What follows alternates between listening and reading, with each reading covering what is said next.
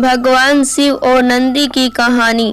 कथा अनुसार ब्रह्मचारी व्रत का पालन करते हुए एक बार शिलाद ऋषि को भय सताने लगा कि उनकी मृत्यु के बाद उनका संपूर्ण वंश समाप्त हो जाएगा। वे एक शिशु को गोद लेना चाहते थे, लेकिन वे चाहते थे कि जिस शिशु को वह गोद ले वह आध्यात्मिक हो तथा उस पर भगवान शिव की विशेष कृपा और आशीर्वाद हो। अपनी कामना की पूर्ति के लिए उन्होंने भगवान शिव का कठोर तप प्रारंभ किया। कई वर्षों तक वे तप में लीन रहे, जिससे प्रसन्न होकर भगवान शिव उनके समक्ष प्रकट हुए और उनसे वरदान मांगने को कहा। शिलाद ऋषि ने पुत्र प्राप्ति का वरदान मांगा। भगवान शिव शिलाद ऋषि को उनका मन चाहा वरदान देकर अंतर्ध्यान हो गए। भगवान शिव के अंतर्ध्यान होने के बाद शिलाद ऋषि ने जब अपनी आंखें खोली तो उनकी गोद में एक शिशु था।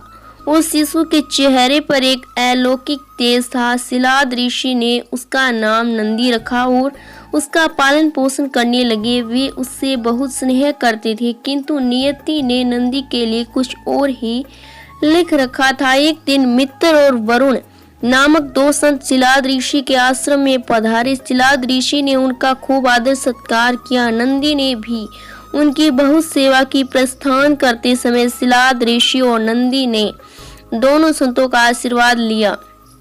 संतों ने शिलाद ऋषि को दीर्घायु और खुशहाली का आशीर्वाद दिया, किंतु जब नंदी को आशीर्वाद देने की बारी आई तो उनके माथे पर चिंता की लकीरें खींच गई।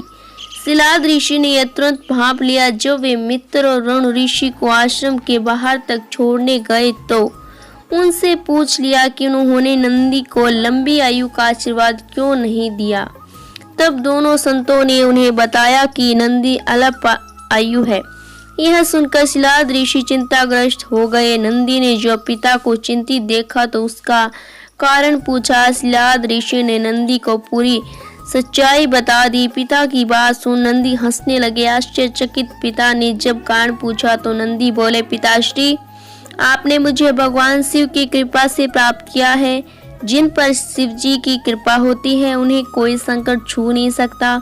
यह कहकर वे पिता का आशीर्वाद प्राप्त कर भगवान शिव की तपस्या करने वन चले गए और तप करने लगे। नंदी का तप इतना कठोर, ध्यान इतना प्रबल और आस्था इतनी मजबूत थी कि भगवान शिव को प्रकट होने में अधिक समय नहीं लगा।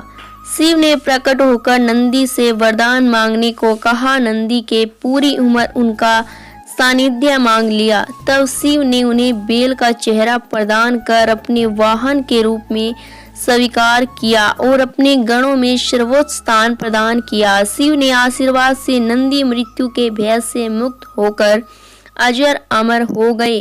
भगवान शिव ने गणों के अधिपति के रूप में नंदी का अभिषेक करवाया। इस तरह नंदी नंदेश्वर हो गए। भगवान शिव ने नंदी को वरदान दिया था कि जहाँ उनका निवास होगा वहाँ नंदी का भी निवास होगा। माना जाता है कि तब से शिव मंदिर में शिवलिंग के साथ नंदी की भी स्थापना की जाती है। कहानी पसंद आई तो वीडियो को लाइक और हमारे चैनल को सब्सक्राइब जरूर करें। धन्यवाद।